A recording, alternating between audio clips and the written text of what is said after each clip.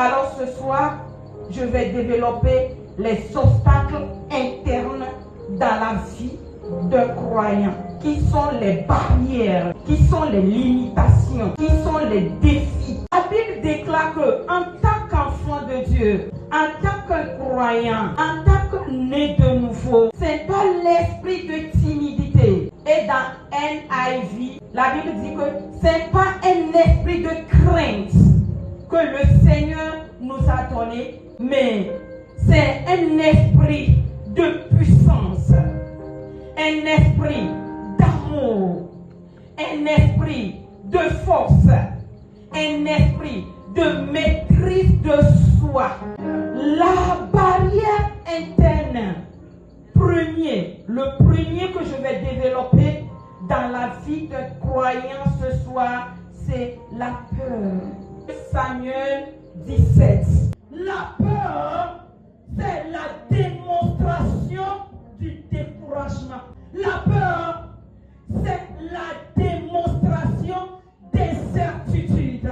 La peur, c'est la démonstration de la manque de la foi. La peur, c'est la démonstration de sa faiblesse devant l'adversité, devant l'ennemi, devant les défis de la vie, devant le puissant ou bien la montagne qui s'est élevée devant toi. Alors, la barrière de la peur, c'est lorsque le chrétien sur son chemin va régulièrement, est fidèle dans l'adoration, est fidèle dans la prière, est fidèle et soumise à l'autorité suprême. Un enfant de Dieu ou bien un croyant dans son cheminement se voit limité spirituellement, que j'appelle la carence spirituelle, lorsque un croyant dans son, ou bien au travers ses relations, se retrouve dans le rejet ecclésiastique, dans le rejet apostolique, dans le rejet dans la communauté chrétienne. Alors, dans la démonstration, ce verset s'est appliqué dans le camp des Israélites. Le Seigneur était avec eux. Le Seigneur a descendu sa main puissante. Le Seigneur les a secourus. Et avec Dieu, ils ont fait des exploits.